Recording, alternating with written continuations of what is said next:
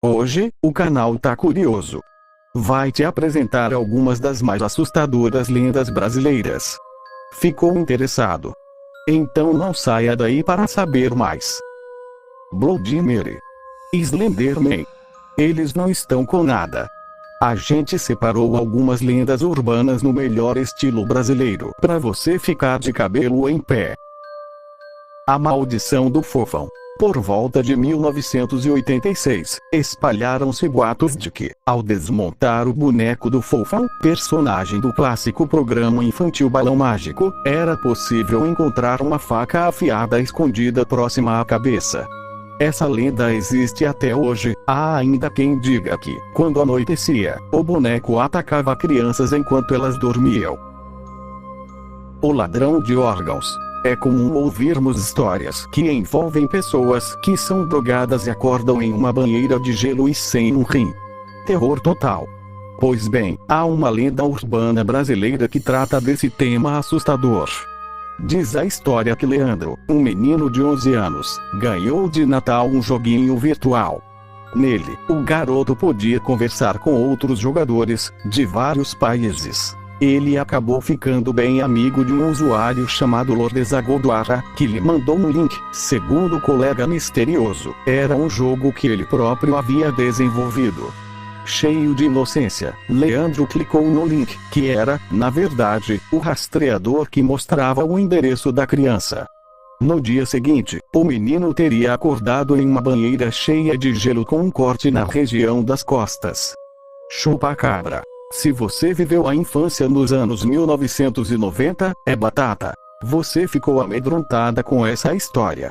O Brasil se deparou com a notícia de que diversas cabras estavam morrendo, sempre com dentadas no pescoço, em localidades rurais do país. Alguns camponeses chegaram a ver uma criatura suspeita, parecida com um extraterrestre, nos locais onde aconteciam as mortes. Alguns anos antes, em Porto Rico, histórias quase idênticas eram contadas pela população rural de lá. Coincidência? Não se sabe.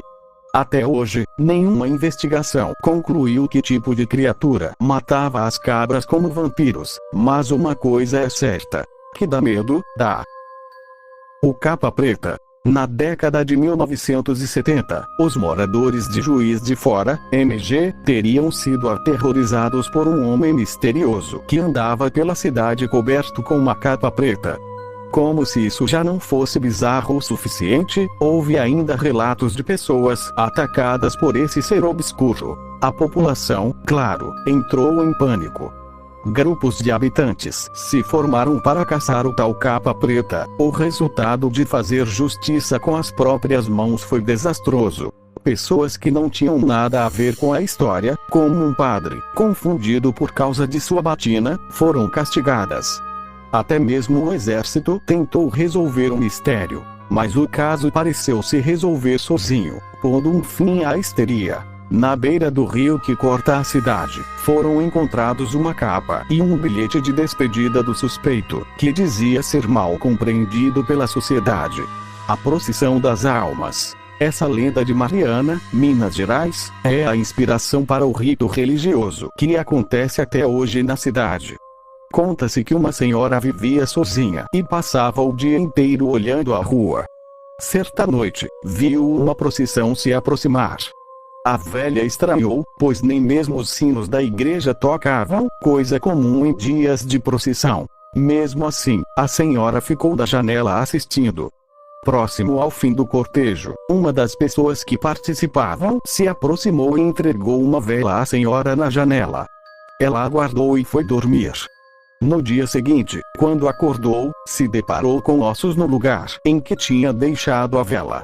O desfecho da lenda varia. Algumas versões dizem que a velha morreu, outras que a alma voltou para buscar os ossos na noite seguinte. No fim, a moral é a mesma. A procissão das almas não é para ser vista pelos vivos.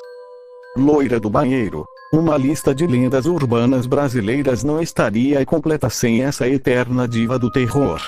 Afinal, quem nunca tentou invocá-la no banheiro da escola? A versão mais aceita da história não é nada assustadora. Na verdade, Maria Augusta de Oliveira, nascida em Guaratinguetá, São Paulo, no século XIX, é um exemplo de empoderamento feminino, o que, pensando bem, pode ter sido assustador para a sociedade da época. Quando foi obrigada por seus pais a se casar ainda adolescente, situação comum na época, Maria Augusta fugiu para a Europa, onde viveu feliz até os 26 anos, quando faleceu.